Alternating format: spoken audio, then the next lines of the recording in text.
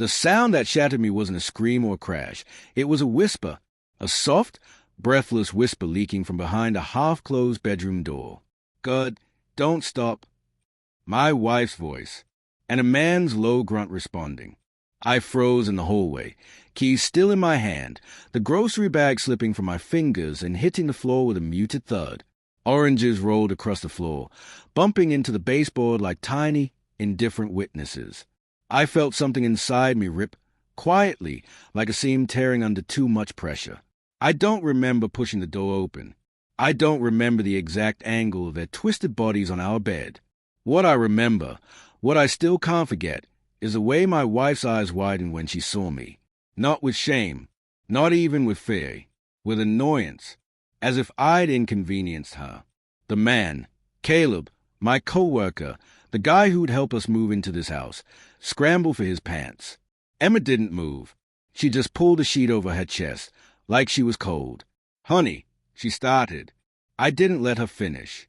I walked out before the anger could fully bloom, before my voice could crack, before the humiliation could swallow me whole. I left the house, the street, the block, and somehow ended up in my car in a grocery store parking lot, staring blankly at the windshield as my heart thrashed like a trapped animal. My phone buzzed nonstop, calls, messages, voicemails, but I couldn't bring myself to answer. Everything felt muffled, distant, like I was underwater. When the passenger door suddenly opened, I flinched. "Jesus, Liam," a voice said softly. "You look like you've been hit by a truck." It was Sarah, Emma's best friend. She'd seen the missed calls on our group chat and tracked my phone here. She sank into the seat beside me, her eyes full of concern, her voice gentle in a way Emma's hadn't been in years. "What happened?" she asked. I stared straight ahead, unable to speak. She followed my gaze to the crushed grocery bag on the floor, then looked back at my face. Something in her shifted, her posture, her expression, like she already knew. "Oh, God," she whispered. "Please tell me she didn't." I swallowed hard. My throat felt raw. "She did," I said finally. "With Caleb." Sarah's hand flew to her mouth, her eyes widening in disgust. "Her co-worker Caleb? Are you serious?" "Yeah." She exhaled shakily, leaning back against the seat. I knew she'd been distant lately, but I didn't think she'd actually. Jesus. We sat in silence for a long moment, the kind that reveals more than words ever could. Then she placed a hand on my arm, light, careful, almost reverent. "You didn't deserve that," she said quietly. "Not you." It was the first kind thing anyone had said to me in months. The weeks after, Emma apologized, sort of, the kind of apology that has more justification than remorse. "It just happened. We were unhappy. You've been distant too." I started sleeping in the guest room. She didn't fight it. And she checked on me constantly. Texted, called, stopped by to make sure I was eating or to make sure I wasn't doing something stupid. Her presence felt like a warm room after being out in the rain too long. One night, after Emma left to clear her mind with friends, I collapsed on the couch and cried, really cried, for the first time since my dad's funeral. The sobs came out harsh and ragged, tearing their way up my throat. I didn't hear the knock at first. When I looked up, wiping my eyes, Sarah was standing in the doorway holding a bag of takeout and a bottle of whiskey. "I figured you could use this," she said gently. She saw my face and paused. "Oh, I can leave." "No," I said quickly. "Please stay." She set the bag down and sat beside me, her hand brushing my knee, not intentionally, I don't think, but the warmth of it was enough to make me inhale sharply. "You don't have to be strong right now," she whispered. "Not with me." Maybe it was a whiskey. Maybe it was a loneliness. Maybe it was a cruel irony of being comforted by the one person Emma always claimed was too protective of me. Whatever it was, something cracked open between us that night. But we didn't kiss. Not yet. We just talked. 4 hours. About everything. Her past heartbreaks, my growing resentment, the pieces of the marriage Emma didn't even realize she'd let rot. It felt intimate in a way that scared me. When she finally stood to leave, she hesitated in the doorway. "Liam," she said softly, "you're worth fighting for." And before I could respond, She stepped out into the night. The affair I should have never started. It happened 2 weeks later. Not planned, not schemed, not some vindictive chess move. Just two people drowning, reaching for each other. She came over after Emma stormed out during another argument. Sarah knocked on the door already knowing something was wrong. She always did. When she saw my face, she didn't ask questions. She simply wrapped her arms around me and held on. The moment stretched, charged, fragile, dangerous. "I don't want to be a secret," she whispered, her breath warm against my neck. "You won't be. I lied." She looked up at me, eyes dark, full of need and fear and something dangerously like affection. "Liam, don't do this because you're hurt." "I'm doing this because of you," I said, and I kissed her. It was slow at first, careful, almost hesitant. Then everything exploded at once. Weeks of frustration, months of loneliness, years of unmet needs surging through both of us. Her hands tangled in my shirt, my fingers slid into her hair, and the world shrank down to just the heat of her body and the sound of our breathing. Afterward, we lay tangled on the couch, the room dim except for a single lamp. I traced circles on her shoulder, and she rested her head on my chest like she'd always belonged there. "I shouldn't feel this good," she murmured. "I know. But it does." I didn't disagree. For the first time since the betrayal, I felt something other than pain. Something like power. Something like control. Something like revenge, warm and quiet and addictive. But there was a problem, one I refused to see. Sarah loved me, and I was using her. Even if part of me cared, even if part of me wanted more. The truth was simpler. I wasn't healed. I wasn't whole. I wasn't ready. The affair became our secret refuge. Stolen nights, hushed phone calls, accidental coffees that were anything but. She gave me affection, validation, warmth. I gave her promises I wasn't sure I could keep. And all the while, Emma grew suspicious, not sorrowful, not apologetic. Territorial. Her moods turned sharp. Her questions got pointed. She watched my phone like a hawk whenever I forgot it on the counter. But I didn't care. I thought I'd finally regained some sense of balance, some sense of justice. I had no idea how wrong I was, because the real betrayal hadn't even started yet. And the person I should have never trusted was the one whose arms I kept running back to. The beginning of the end wasn't dramatic. It wasn't a confrontation or a slammed door. It was a small moment, a moment so subtle I almost missed it. Sarah and I were in her apartment, her legs across my lap, her head against my shoulder, a softness settling between us that felt far more dangerous than lust. She laughed at something I said, then caught herself, biting her lip. Her expression changed, hesitation, then bravery fighting to the surface. "Liam," she said quietly, "if you leave her, you'd tell me, right?" My chest tightened. I didn't answer immediately, and something in her eyes flickered, like a candle gutting itself before going out.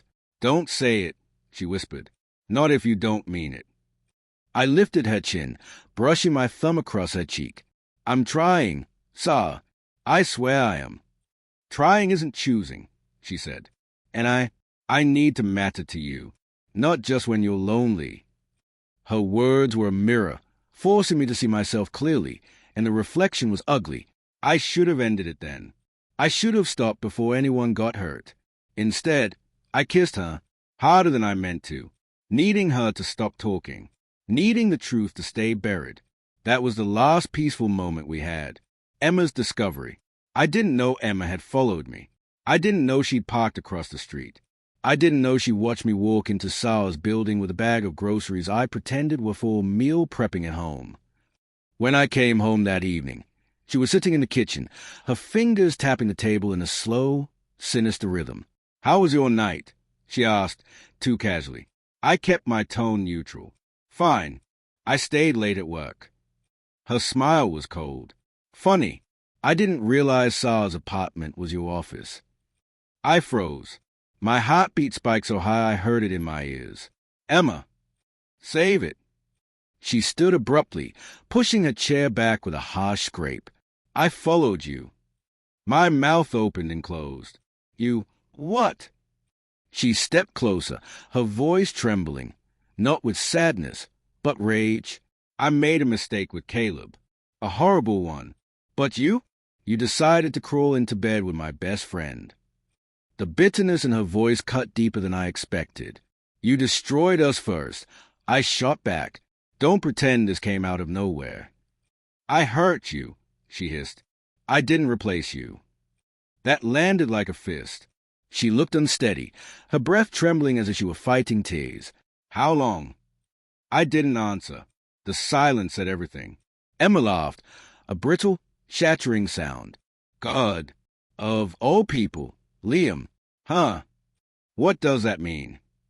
It means she's always wanted you, Emma snarled. She's always envied me. I should have seen it. I didn't respond, not because I disagreed, but because I wasn't sure if Emma was wrong. She stormed past me, grabbing her keys. Don't follow me. Don't text me. I'm done. The door slammed behind her. The echo felt like an entire life collapsing. Sarah's shift. I drove straight to Sarah's apartment. She opened the door with a smile, one that faded instantly when she saw my face. Oh, God, she whispered. She found out. She followed me. I said, she knows everything. Sarah's expression shifted, not fear, relief. I didn't like how fast it came. So, we don't have to hide anymore, she said, stepping closer. I stepped back. Emma left, I said slowly.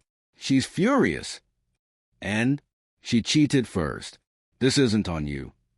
My stomach twisted. Something in her tone was off, too eager, too triumphant. Sarah, I need time, I said. Space. To think. Her jaw tightened. Time? Liam, I've been your secret for months. I've been patient. I've waited while you tried to fix something that was already dead. Her voice was rising, her breath coming fast. I love you, she said suddenly. Don't you get it? I love you. I've loved you since before she married you. My blood chilled. What? Her eyes filled with tears, real ones, but wrong somehow. I didn't mean for this to happen, but it's happening. You and me, it was always supposed to. I stepped back again, and she noticed. Why are you looking at me like that? She whispered. Because something wasn't right. Because something had been off from the start. Because Emma's fury had a truth buried inside it. She's always wanted you. Sarah, I said carefully, I'm not ready for anything right now. I'm drowning. I need. You promised, she said, her voice cracking. I stared at her. I never promised anything. Yes, that was the moment. The exact second everything snapped inside her. Her face went blank, empty, like a door slamming shut behind her eyes. Get out, she said softly. Sarah, get out. I left, and for the first time, I felt afraid. The backfire. Emma didn't come home that night. Or the next. She blocked my number. When I called her mother, she said Emma was sorting things out and didn't want to talk to me. Sarah didn't call either. That should have comforted me. Instead, it terrified me. Because silence after intensity isn't peace. It's pressure before something explodes. The explosion came 3 days later. At 2:14 a.m., I woke to banging on the front door. Violent, repeated. I stumbled downstairs and threw it open. 2 police officers stood on my porch. Are you Liam Bennett? One asked. Yes, what's going on? You need to come with us. We have statements involving harassment, threats, and unwanted entry. My stomach dropped. What? From who? But I already knew. They showed me the report. And the photos. And the screenshots. All fabricated. All staged.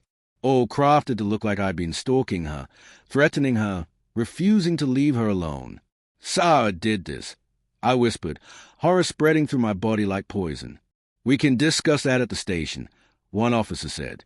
I wasn't arrested, but the investigation was humiliating. My employer was notified. Emma was contacted. My reputation, clean for my entire life, was suddenly stained with accusations I had no way to disprove. And then came the final blow. Sarah requested, and was granted, a restraining order. She cried in the hearing, shaking hands, soft voice, convincing quiver in her lip. She told the judge I was obsessed. that I refused to accept the affair ending, that I showed up at her home repeatedly. None of it was true, but she had evidence. Evidence she created long before the affair began, long before Emma cheated, long before I ever suspected anything at all. Evidence she'd been building for months. Because Sarah hadn't fallen for me by accident. She'd been waiting, prepared, calculated, and I had walked straight into her arms, straight into her trap. The real twist. 2 weeks later, Emma finally met me in a cafe. She looked exhausted, older somehow. "What do you want from me?" she asked, arms crossed tightly. "To explain." She scoffed, looking out the window. "There's nothing left to explain." I took a deep breath. She planned this. Emma turned to me slowly. "Who?" "Sa," I said. "She set me up. She manipulated everything. She wanted us to fall apart." Emma didn't speak for a long moment. Then she laughed, not coolly this time, but brokenly. "You think I don't know that?" My mind went blank. "What?" Emma's eyes filled with tears. "Liam, I didn't cheat on you with Caleb because I fell out of love with you. I cheated because Sarah convinced me you were cheating first." I stared at her, horrified. "She told me you flirted with her, that you said I was cold, that you wished you'd married someone like her." My stomach lurched. "She told me she saw your texts, that you confided in her, that you wanted out." None of it was true. Emma swallowed hard. I was weak, angry, hurt, and I made the worst mistake of my life. I felt the room tilt. "But Emma continued, her voice trembling. "She wanted us destroyed long before Caleb. She wanted you, and she knew the only way to get you was to break us first." My hand shook. "Emma," I whispered, "I'm so sorry." "I'm sorry too," she whispered back. "But the damage is done." She stood to leave but turned back with one final, devastating truth. "One more thing. Liam, I warned her about you." My breath caught. "What?" "She told me if I didn't leave you, she'd leak a story, release messages, get you fired." Emma's voice broke. I didn't know she'd actually go this far. The realization hit me like a collapsing ceiling. I hadn't been a participant in one affair and a victim in the other. I had been a pawn in both. Emma left the cafe. This time, I didn't chase her. I just sat there, staring at the door, feeling the weight of every choice crush me. Final line. I thought betrayal was something that happened to me. I never imagined it was something I helped build. Brick by brick, kiss by kiss, lie by lie, until the whole thing caved in. And I realized too late that sometimes the worst betrayal is the one you walk into willingly, mistaking it for comfort,